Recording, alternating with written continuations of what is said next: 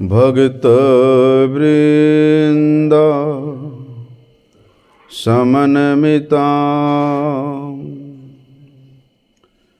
श्री चैतन्य प्रभुं वंदे नित्यानंद सहोदितम् श्रीनंदनंदनं वंदे राधिका चरणद्वयम् गोपीजनसमायुक्तं वृन्दावनमनोहरम् गुरवे गौरचन्द्राय राधिकाय तदालये कृष्णाय कृष्णभक्ताय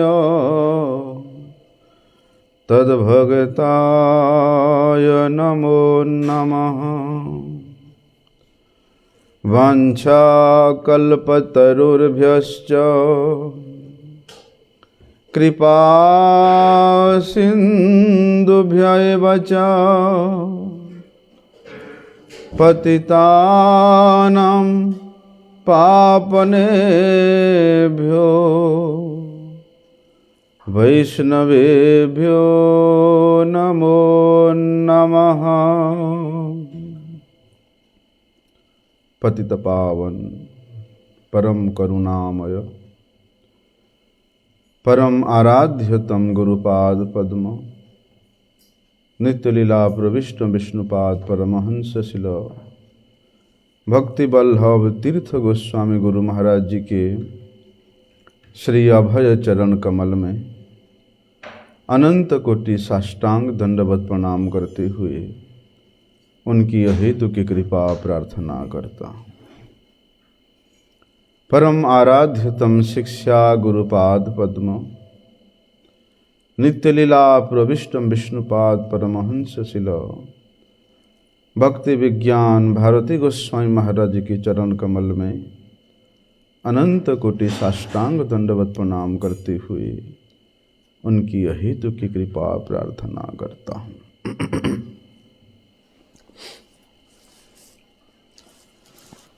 श्रील रूप गोस्वामी जी ने अपनी रचित विदग्ध माधव में श्रीमन महाप्रभु जी के मंगलाचरण के उपलक्ष्य में एक बड़े सुंदर बात कहती है कि अनर्पित चरिम चिरात करुणया अवतीर्ण कलौ समर्पयितुम उन्नत उज्ज्वल रसाम स्वभक्ति श्रियम हरि पुरट सुंदर द्युति कदम्ब संदीपितः सदा हृदय कंदरे स्फुरतु वह सचिनंदनः। सचिनंदन श्री गौरहरि वे किस प्रकार से प्रकाशित हो रहे हैं। बोलते हैं उन्होंने जिस रस का, जिस सर्वोत्कृष्ट रस का, जिस उन्नत उज्जवल रस का कभी भी इस जगत के वासियों को दान नहीं किया था, बोलते वही स्वयं के उस रस स्वरूप, प्रेम स्वरूप, परम आनंद रस स्वरूप स्वयं के भक्ति के संपत्ति को इस जगत वासियों को दान करने के लिए स्वयं भगवान नंदनंदन श्री कृष्ण ही श्री चैतन्य महाप्रभु के रूप में अवतरित हुए। केवल इतना ही नहीं, उनका भी कुछ स्वार्थ था। क्या स्वार्थ था? भगवान का भी कोई स्वार्थ होता है, लेकिन देखो उसको श्री स्वरूप दामोदर गोस्वामी जी ने अपनी कर्चा में क्या वर्णन किया है कि श्री राधाया प्रणय महिमा कीदृशोबान यैवा स्वाद्यो येनाद्भुत मधुरिमा कीदृशोबा मदीयः सौख्यं चास्य मदनुभवतः कीदृशं वेत्ति लोभात् तद्भावाढ्यः समजनि सचि गर्भ सिंधु हरिंदु। यहां पर भगवान के स्वार्थ का 5 प्रकार से वर्णन किया है श्री स्वरूप दामोदर गोस्वामी जी ने कि श्री राधायाः प्रणय महिमा कीदृशो। राधा जी कौन है? बोलते स्वयं भगवान नंदनंदन श्री कृष्ण के ये स्वरूप शक्ति स्वरूपा है। वे श्रीमती राधिका की जो अलौकिक प्रेम की महिमा है वो कैसा है? वो अलौकिक प्रेम की महिमा कैसा है? और कहते हैं स्वाद्यो येनाद्भुत मधुरिमा कीदृशो बानयैव। बोलते श्रीमती राधिका जी जिस प्रेम का आस्वादन करती है, जिस माधुरिमा का आस्वादन करती है, जिस रस का आस्वादन करती है, वो मेरी अद्भुत रस है कैसा है? वो मेरी स्वयं की माधुरिमा कैसी है?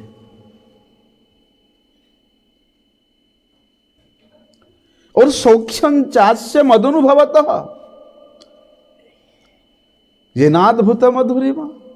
बोलते मेरी जो मधुरिमा है उस मधुरिमा के अनुभूति से श्रीमती राधिका को ऐसा कौन सी अपूर्व अनिर्वचनीय सुख मिलता है,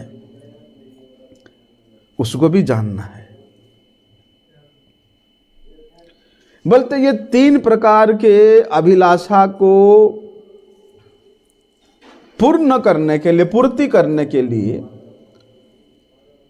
स्वयं राधा भाप द्युति सुबलित श्रीमती राधा रानी के द्युति, उनके कांति और उनके भाव को लेकर के श्री कृष्ण चंद्र श्री सचिनंदन गौर हरि के रूप में, श्री गौरांग देव के रूप में सची माता के गर्भ रूपी समुद्र से प्रकट होते हैं।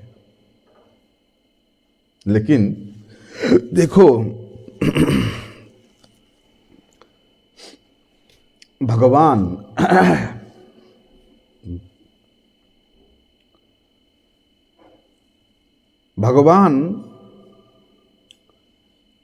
वे 6 प्रकार के भग से परिपूर्ण होते हैं।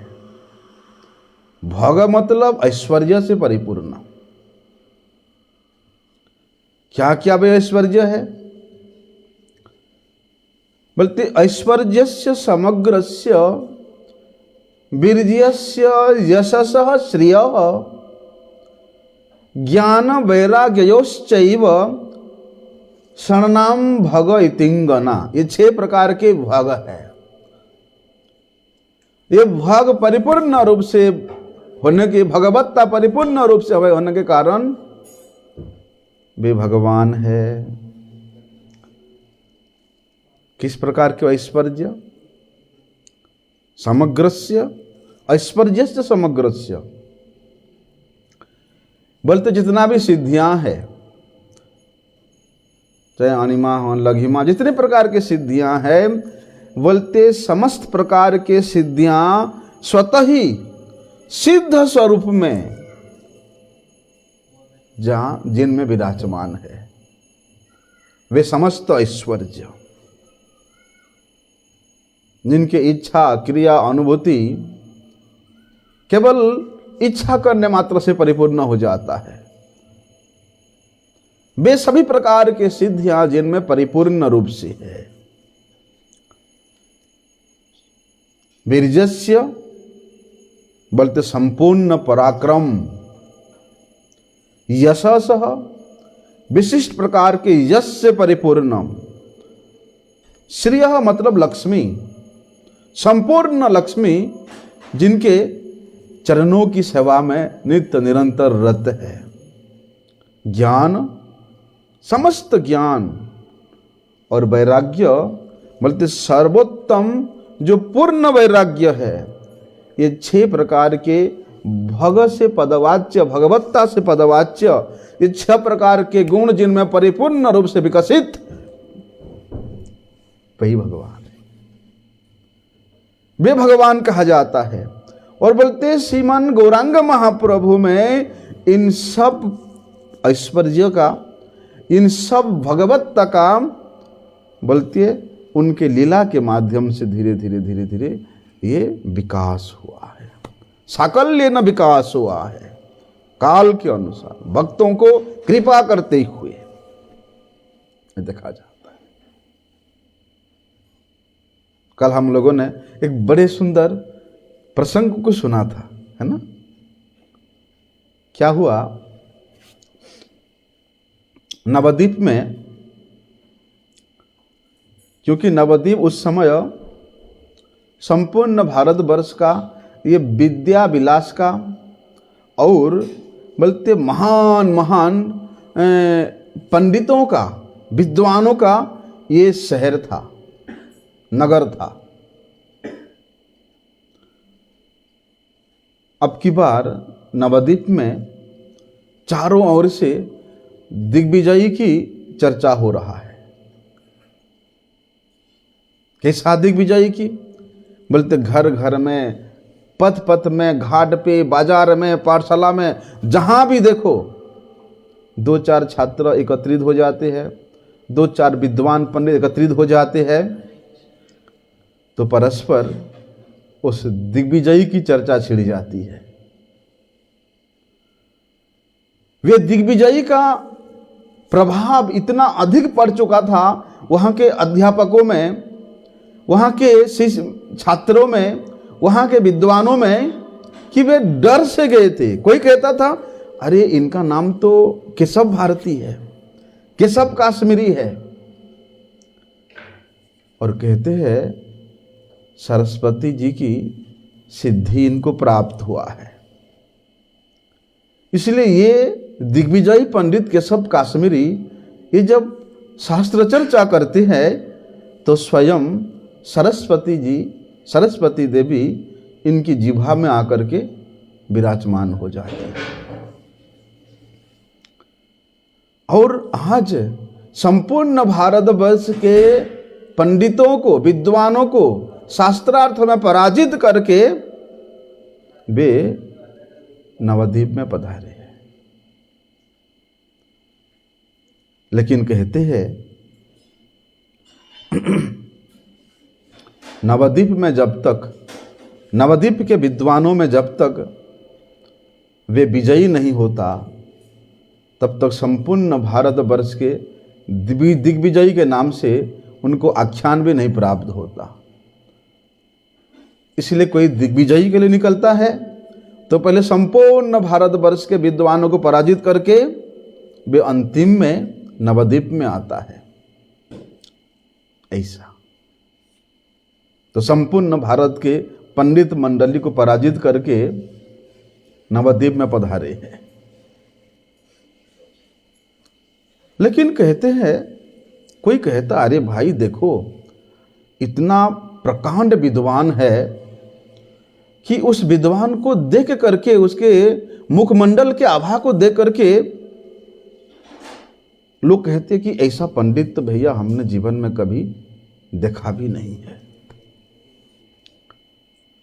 और ऐसा पंडित, ऐसा दिग्विजयी नवद्वीप को पराजय करने के लिए आया है।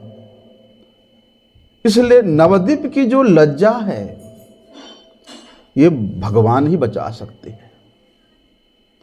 यदि भगवान बचाए तो बच सकते, अन्यथा नवद्वीप के विद्वानों को, नवद्वीप के पंडितों को भी उस दिग्विजयी के सामने पराजय स्वीकार करना ही पड़ेगा। क्यों? बोलते हम लोग तो मनुष्य चित्त एक एक विद्वान है, इसलिए हम लोगों के द्वारा ये पराजित होगा ऐसा संभव नहीं है। इसलिए कहते मनुष्य के द्वारा उनको पराजित करना बड़ा ही कठिन है। इस प्रकार नवद्वीप के शिष्यों ने, विद्यार्थियों ने, अध्यापकों ने, विद्वानों ने आपस में बैठ बैठ के चर्चा कर रहे हैं। जैसे आजकल ठंडी हो रहा है, कहीं पर थोड़ा सा आग जलाते हैं, 2-4 लोग एकत्रित होते हैं तो वहाँ राजनीति की बात छिड़ जाता है। आजकल तो भैया चारों तरफ मोदी जी का ही चर्चा होने लगता है ना, गांव में हो, नगर में हो। बोलते उसी प्रकार नवद्वीप में कहीं भी 2-4 लोग एकत्रित हो जाते तो यही केसर काश्मीरी पंडित के विषय में चर्चा होने लग जाता। कुछ विद्यार्थियों ने श्री निमाई पंडित, कौन है निमाई पंडित? श्री गौरांग महाप्रभु, उनके पास जाकर के वे खबर देते हैं कि ऐसा ऐसा दिग्विजयी पंडित आया है, और बोलते हैं वो किस लिए आया यहाँ पर? बोलते संपूर्ण भारत वर्ष के पंडितों को पराजित करके नवद्वीप के विद्वानों को पराजित करने के लिए यहाँ आया है। इतना ही नहीं, बोलते नवद्वीप में जितना भी पंडित है उन सबको शास्त्रार्थ, शास्त्र में तर्क वितर्क करने के लिए ललकारा है। बोलते हैं कि उसको अपने पांडित्य का बड़ा ही गर्व है, बड़ा ही अभिमान है। और ऐसा भी सुनते हैं, ये शिष्यों ने जाकर के, छात्रों ने जाकर के श्रीमान महाप्रभु जी को बता रहे हैं कि प्रभु ऐसा सुना है कि सरस्वती जी का वर उनको प्राप्त हुआ है, इसलिए भगवान यहाँ के जितना पंडित है सब तो डर गए हैं। अगर नवद्वीप की, अपने घर की लज्जा बचानी है तो अभी कुछ कर सकते हैं, नहीं तो असंभव है। उन छात्रों की बात को सुनकर के निमाई पंडित कहते हैं, अरे भगवान दर्पहारी है, किसी के भी दर्प को भगवान नहीं सहन करते हैं, और उस जीव का कल्याण करने के लिए भगवान पहले उसके दर्प को, उसके अहंकार को, उसके अभिमान को छिन्न विछिन्न कर देते हैं। रावण कितना बड़ा विद्वान था, कितना बड़ा योद्धा था, और सोने के लंका के अधिपति था। उसका अभिमान बचा है? राजा बेन के विषय में श्रीमद् भागवत में वर्णन आता है। बाणासुर का, नरकासुर का, सबने बड़े अभिमान कर, बड़े नर, क्या हुआ? एक क्षण में भगवान ने सभी के महान महान, वो चक्रवर्ती हो, सम्राट ही क्यों ना हो, सबके दर्प को भगवान ने चूर्ण विचूर्ण कर डाला।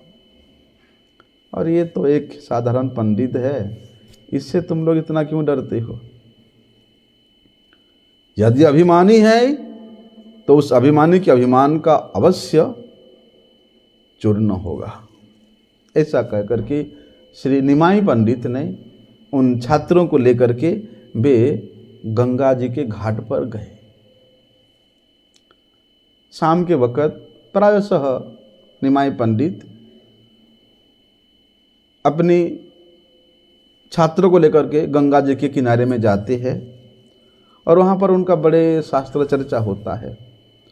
और अब तो दिग्विजय पंडित भी नवद्वीप में आया है, तो वे भी इसी बहाने जहाँ डेरा डाले हुए, अपने डेरा से निकल के अपनी अनुयायियों के साथ में वे भी गंगा जी के किनारे में टहलने जाते हैं। भाई संध्या के समय में कभी जाना हरिद्वार, गंगा जी का सौंदर्य देखना, बड़े वेग से कल कल ध्वनि करती हुई गंगा मैया प्रवाहित हो रही है और शाम का वक़्त है, चंद्रमा उदित हुई है। चंद्रमा की वो सुशीतल और सिग्ध चंद्रकांति जब गंगा जी के ऊपर पड़ रही है तो ऐसा लगता है मानो जैसे गंगा से मुक्त मालाएं प्रवाहित हो रही है। और कहते हैं वे चंद्रमा के इतनी सुंदर शुभ्र आलोक के द्वारा, छाया के द्वारा ऐसा लगता है कि माता गंगा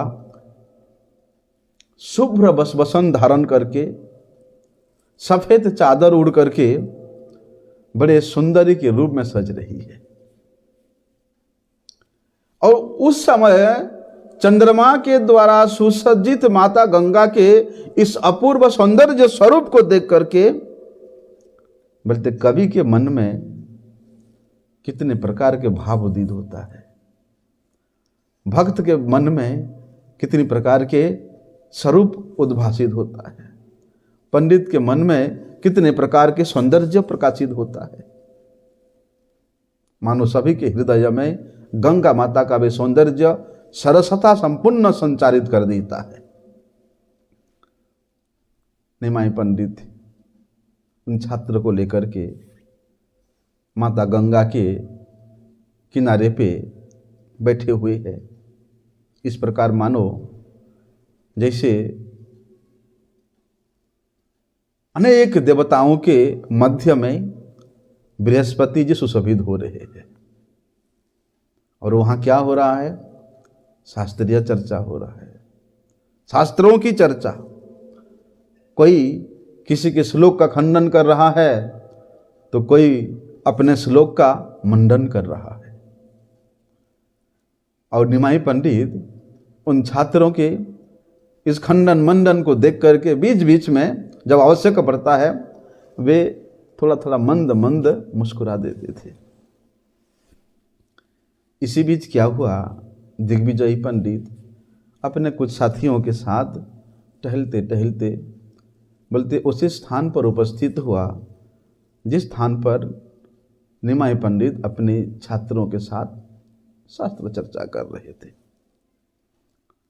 वहां पहुंच के वे दिग्विजयी पंडित भगवती भागीरथी को प्रणाम करके बड़े श्रद्धा से युक्त होकर के और मन का विनोद करने के लिए, मन को थोड़ा उन बालकों के साथ, उन छात्रों के साथ मिलाने के लिए बोलते उनके पास में जाकर के बैठ गए। विद्यार्थियों ने भी अपने बीच में इतना बड़े महारथी को प्राप्त करके, दिग्विजयी पंडित को प्राप्त करके उनके प्रति बड़े आग्रह किया, बड़े सम्मान किया और उनको बिठाया। वे पंडित भी अपने पांडित्य के ईमान को त्याग करके, छोड़ करके उन बालकों के साथ में बालक बन करके उनसे बातचीत करने लगे। लेकिन छात्रों ने शास्त्रीय जो चर्चा करते थे, जो खंडन मंडन करते थे श्लोकों का, वे बिल्कुल बंद हो गया। होता ना, हमने भी देखा जब कभी हमारे गुरुवर्ग जन आदेश देते कि आज तुम जो है थोड़ी देर कथा करना, हमारा तो कलेजा भैया ऐसे ही से होता था, क्या बोले। हाँ, मुखस्त है कि कुछ बोलेंगे लेकिन उनके सम्मुख को एक भी शब्द नहीं निकलता था। तो वहां उन छात्रों का जो शास्त्र चर्चा हो रहा था वो बंद हो गया। वे सभी छात्र कभी उस दिग्विजयी पंडित की ओर देखते हैं तो कभी अपनी निमाई पंडित की ओर। किसी ने संकेत से निमाई पंडित को कहा कि प्रभु, ये है वो दिग्विजयी पंडित केशव काश्मीरी। केशव काश्मीरी वहां बैठे हुए कहते, भैया तुम लोगों का क्या नाम है, क्या पढ़ते हो? उस दिग्विजय पंडित ने निमाई पंडित की ओर थोड़ा हंसते हुए निमाई पंडित को पूछता है कि आपका नाम क्या है, आप क्या पढ़ते हो या क्या पढ़ाते हो? तो श्रीमन महाप्रभु जी ने कुछ बोलने से पहले एक छात्र बोल दिया कि ये निमाई पंडित है, यहाँ के प्रख्यात अध्यापक है। तो वे पंडित कहता है दिग्विजय, ओहो तो आप हो निमाई पंडित, आपके बारे में तो हमने सुना है, बड़े प्रशंसा की लोगों ने आपकी, और ये भी बोला कि आप व्याकरण के अध्यापक हैं। इस प्रकार वे कुछ अभिमान शब्द से युक्त होकर के, कुछ विस्मित होकर के वे निमाई पंडित को श्रीमद् गौरांग महाप्रभु जी को इस प्रकार कहता है। लेकिन श्रीमन महाप्रभु जी अपनी प्रशंसा की उस बात को पलटते हुए वे कहते हैं बड़े मधुर शब्द में कि आज तो हमारा बड़ा सौभाग्य है, सुना था आपके विषय में आपकी महिमा, लेकिन आज आपके दर्शन का सौभाग्य भी प्राप्त हुआ जो हमारा बड़े दिन से लालसा थी। चलो इसी बहाने आपके मुख से कुछ काव्य रस का पान भी हो जाए, और आशा भी है, विश्वास भी है कि आप हमें कुछ काव्य रस का आस्वादन कराएंगे। बड़ी कृपा होगी यदि आप अपने रचित कुछ काव्यों को हमें सुनाएंगे। और छात्र भी जितने थे सभी ने समर्थन किया। अभी भाई वो दिग्विजय पंडित वो तो चाहता था कि मैं अपने प्रतिभा का परिचय प्रदान करूं, और उसका अवसर मिला। उसने गर्भ में हंसकर कहता है, क्या सुनना चाहते हो? निमाई पंडित कहते हैं कि हम लोग पाप नाशिनी गंगा जी के तट पे बैठे हैं, इसलिए आप गंगा जी के कुछ महात्म्य वर्णन कीजिए। और गंगा जी के महात्म्य आपके मुख से सुन करके हमारा कर्म भी पवित्र हो जाएगा, और साथ ही साथ आपके काव्य रस का आस्वादन करने का भी सुयोग हमें प्राप्त होगा। अभी दिग्विजय पंडित निमाई पंडित की बात को सुन करके बड़े ही गंभीर स्वर में, धारा प्रवाह के मापी, और बोलते हुए श्लोकों को बोलते बोलते, अर्थात बोलते बोलते रचना हो रहा है, और उसको रचना करने में कोई सोचना विचारना करना नहीं पड़ता, कोई समय भी नहीं लेते थे, मुंह में निरंतर बोले ही जा रहे हैं, जैसे कि उनका कोई कंठस्थ श्लोक हो। लेकिन कंठस्थ श्लोक नहीं था, वो नई नई श्लोक रचना करते हुए बोले जा रहे हैं, एक के बाद एक भैया धड़ाधड़ बोलते जा रहे हैं। जितना भी वहाँ पंडित शिष्य थे, छात्र थे, विद्यार्थी थे, सभी ने बोलते दिग्विजय पंडित के मुख को देख करके अक्का बक्का रह गए, सभी चकित हो गए। बोलते हैं एक घड़ी भी नहीं लगा उनको, वे सैकड़ों श्लोक बोल गए, और वे विद्यार्थियों ने सुना। श्लोक बोलने के बाद उन विद्यार्थियों की ओर गर्व से देखते हुए वे कुछ चाहते थे कि इन विद्यार्थियों ने मेरा कुछ सम्मान करे, उन सब लोग मेरा जय जयकार करे। लेकिन सभी लोगों ने जय जयकार करने से पहले निमाई पंडित श्री गौरांग महाप्रभु ने उस दिग्विजय पंडित का प्रशंसा करते हुए क्या कहते हैं, बड़े आश्चर्य है, ऐसा सुंदर काव्य हमने पहले कभी नहीं सुना था, आप सचमुच में बड़े ही विद्वान हैं। परंतु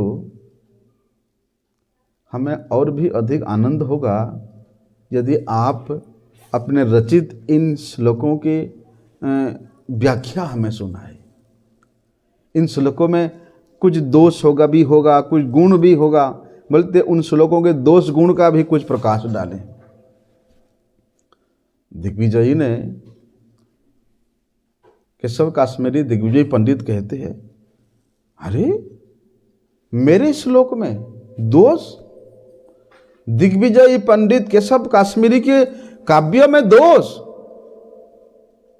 असंभव है, हो ही नहीं सकता है। यदि कहो तो मैं कुछ व्याख्या सुनाऊं, कुछ गुणों को वर्णन करूं, लेकिन मेरे काव्य में, मेरे श्लोक में दोष का दर्शन असंभव है। बतलाओ, मैं जितना श्लोक बोलूं, बोला इनमें से कौन सी श्लोक का व्याख्या सुनाऊं। वे पंडित सोच रहा था, अरे मैं तो 5 मिनट में 100 श्लोक बोल गया, उसमें से इन लोगों को कौन सा श्लोक याद होगा। मैं तो धड़ाधड़ बोल गया, इनको याद ही नहीं होगा, इसलिए ये लोग कुछ बोल ही नहीं पाएंगे। ऐसा सोच करके उसने बोला। क्यों? क्योंकि मैंने जो श्लोक बोला ये तो नवीन श्लोक है, नई श्लोक है, पहले से रचित श्लोक नहीं है, और इतना तेजी से सुनाया, तो इनमें से किसी एक श्लोक भी इन लोगों ने मैं जैसे सुनाया वैसे, जैसे के तैसे नहीं बतला पाएंगे।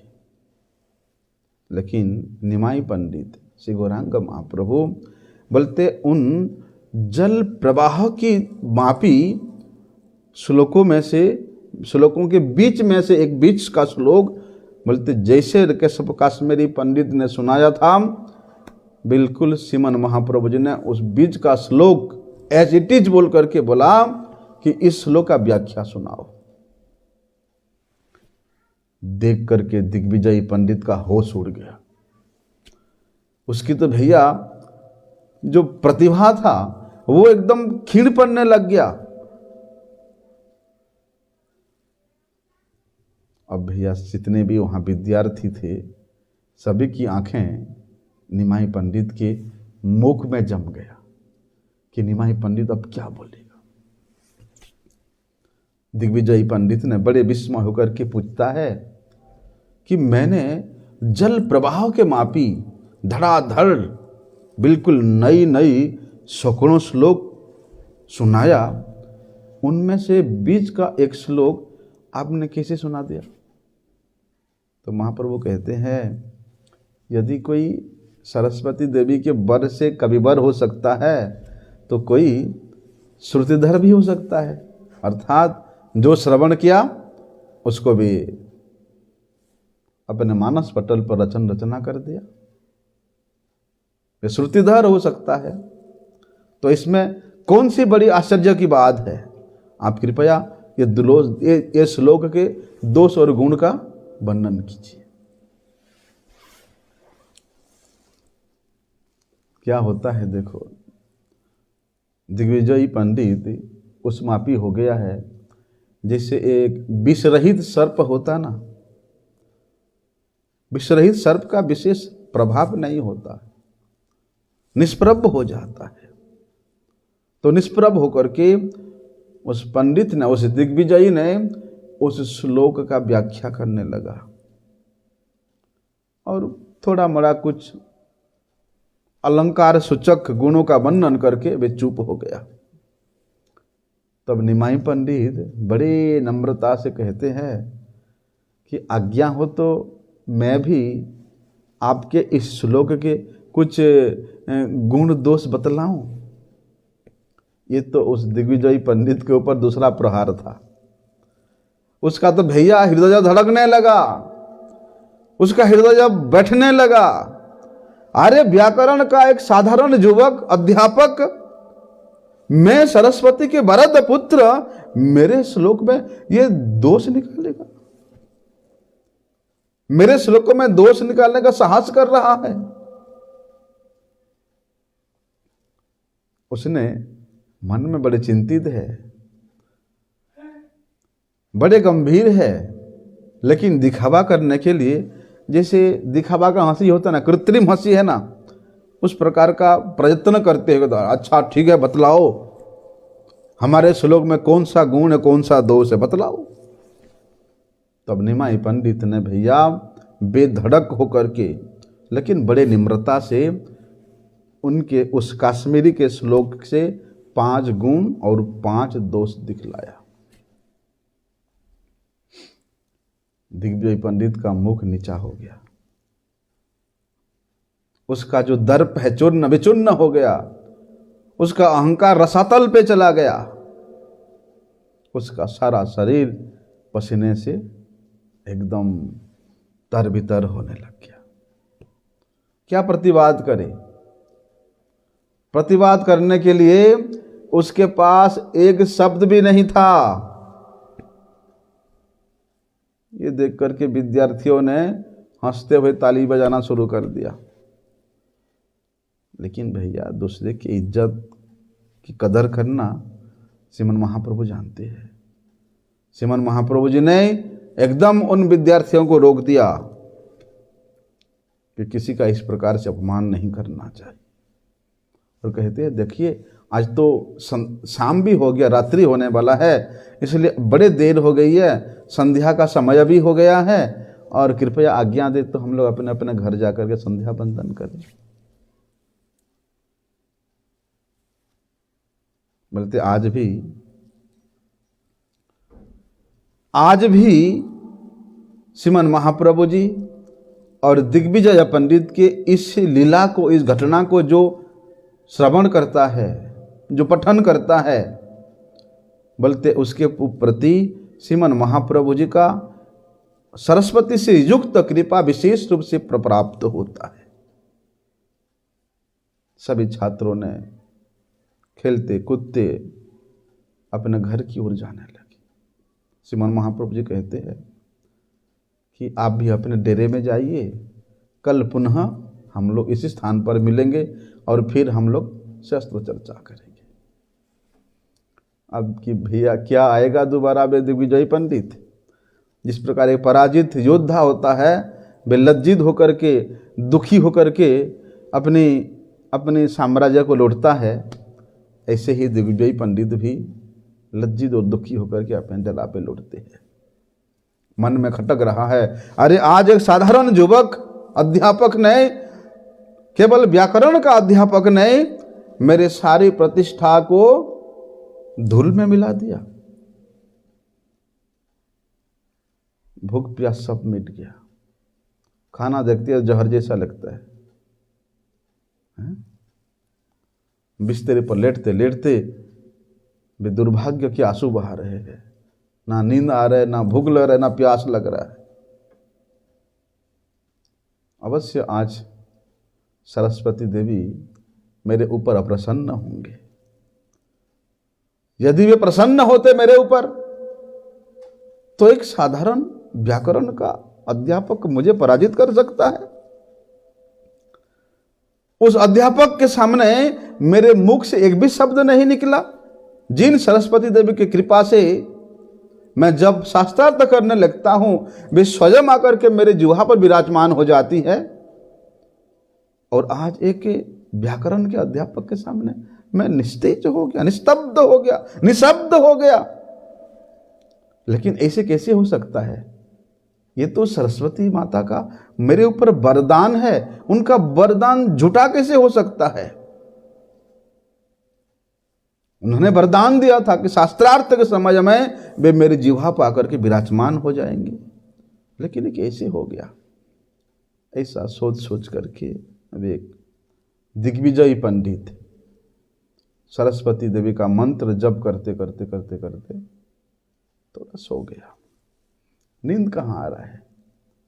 सपना में देखा सरस्वती देवी प्रकट होकर के उसको कह रहे हैं कि हे विप्र, हे ब्राह्मण, तुम इतना दुखी क्यों हो रहे हो?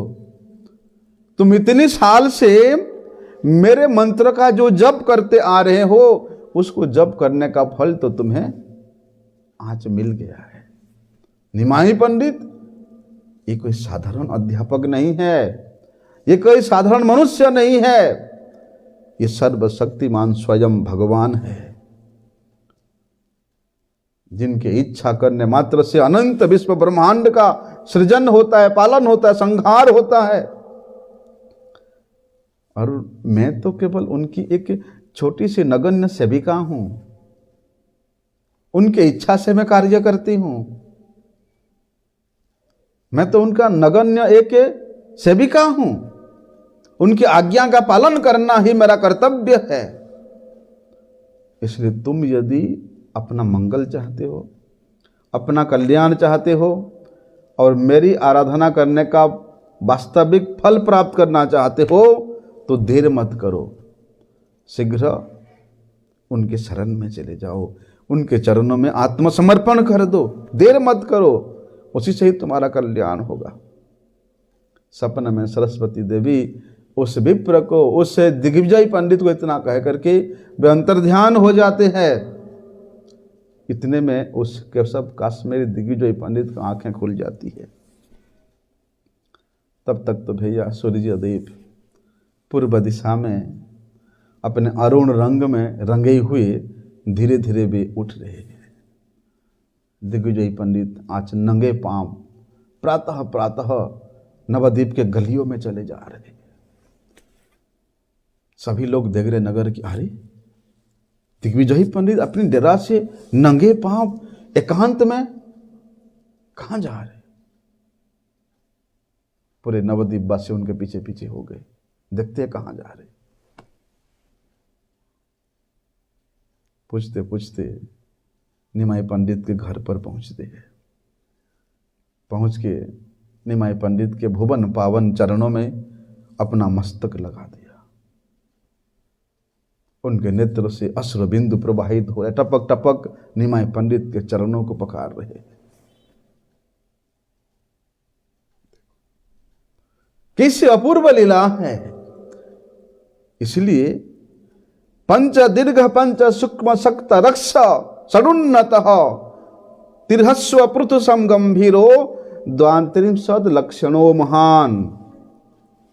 श्रीमन महाप्रभु जी ने ये जो 5 प्रकार का उन्नत लक्षण है ये परिपूर्ण रूप से था। पंच दीर्घ पंच सूक्ष्म सप्त रक्त षडुन्नत त्रिहस्व त्रिषु पुनस्त्रिषु, ये जो महान महान गुण है, ये जो लक्षण है, ये श्रीमन महाप्रभु जी ने परिपूर्ण रूप में दिखाई देता था।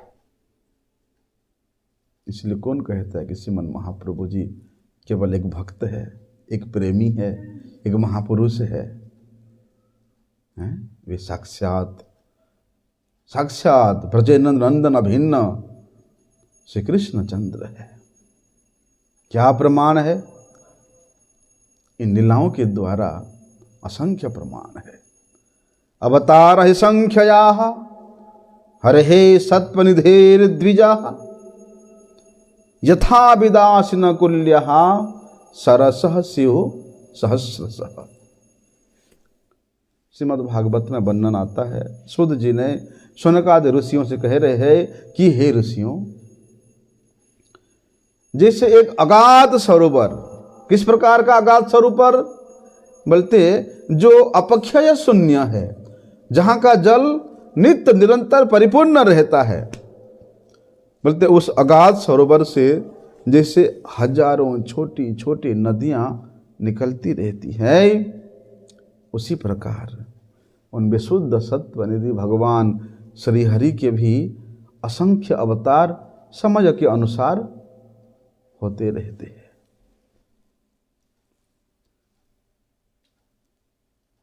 और श्रीमन महाप्रभु जी जब अवतार लिए, तब तो भैया जो भगवत धर्म है, जो सनातन धर्म है, जो जीव का आत्मधर्म है, वे पाखंडियों के द्वारा पीड़ित हो रहा था।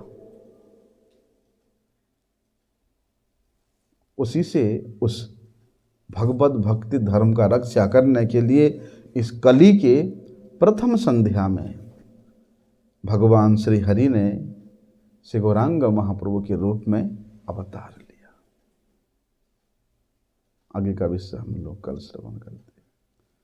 वंशा कल्पतरुभ्यश्च कृपा सिंधुभ्यैव च पतितानां पावनेभ्यो वैष्णवेभ्यो नमो।